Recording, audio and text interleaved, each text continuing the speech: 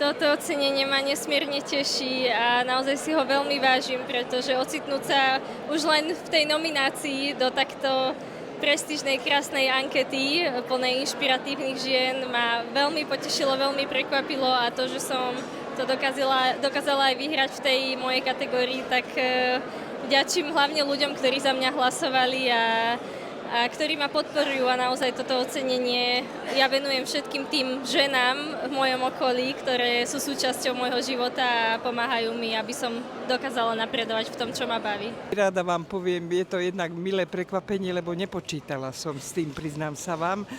Jednak už mám za sebou kulmináciu a už len tak skôr viac menej odpočívam. A to hlavné mám za sebou. Ale ľudia zrejme nezabúdajú. Toto ocenenie vnímam skôr ako ocenenie pre všetkých ľudí, ktorí boli a sú okolo mňa, pretože len vďaka nim sa mi podarilo prežiť tento úžasný večer, ktorý bol naozaj plný ľudí inšpiratívnych, podnecujúcich a lietalo tu vzdelanie, inteligencia. To je všetko, čo mňa baví. Príliš veľa, ani v najtajnejšom sne som snívala, že raz budem tu nastať ako Slovenka roka a už vôbec nie ako, ani neviem aká, Slovenka roka. Tak predovšetkým dôveru vo moju prácu, vo výsledky a také naozaj poďakovanie všetkým tým,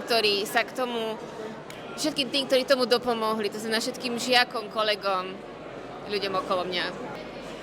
Je to ocenenie mojej dlhoročnej práce a som veľmi rada, že si to niekto všimol, pretože nikdy som nemala ambíciu niečo vyhrať, o to je to potešujúcejšie, že si to niekto všimol a mal chuť to oceniť. Takže ešte raz ďakujem.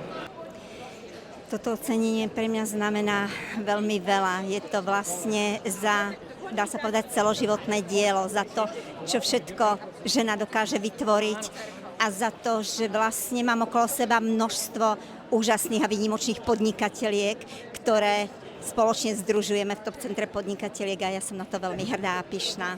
Patrí to všetkým podnikateľkám Slovenska. Ďakujem.